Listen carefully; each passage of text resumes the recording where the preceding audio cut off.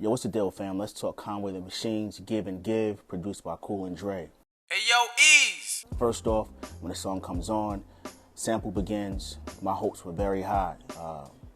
Heartfelt sample. It was just singing to me. You know what I'm saying? Maybe panning some of the instruments, freeing up some of the frequencies would have added to the listening experience. Conway's flow was tight. He was sitting in the pocket, but nothing really jumps out to me lyrically. Maybe a hook or chorus would have added something to the listening experience. With regards to production, the production was very hot, meaning that it felt like it was distorting in some areas. I'm not sure if it was the bass or piano. That never really works in the digital realm. Maybe panning some instruments, freeing up the frequencies. I love the way they chopped up the sample though. It was kind of like in the vein of the legend, Virginia's own Knots. The way that he puts like a late attack on the samples gives it a different feel. That was fire. Drums are slapping, but they really don't mesh with the sample itself. So they're great drums, but it doesn't feel like they go with the sample. Maybe it's a mixing thing, I'm not sure what it is.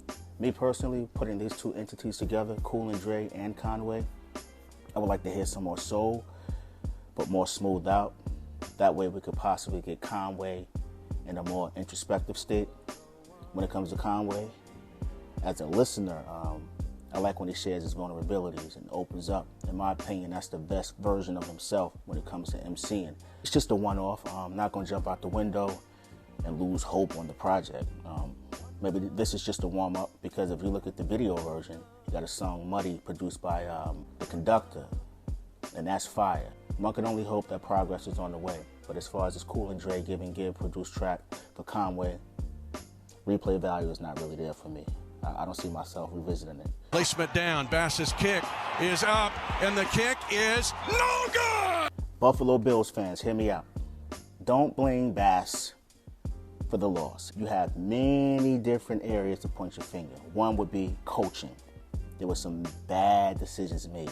Josh Allen playing hero ball, throwing the deep ball instead of the underneath routes.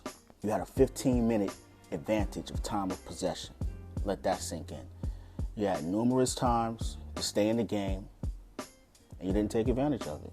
One would be the fumble on the 1-yard line, which ended up being a touchback because it went through the back of the end zone.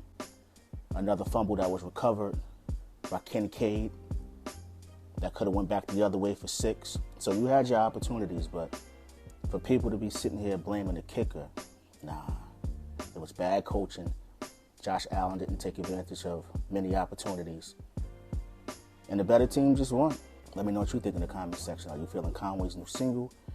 And are Buffalo Bills fans overreacting by blaming the kicker? It's your man Eeze at TheEezeExperience. Go get your shit.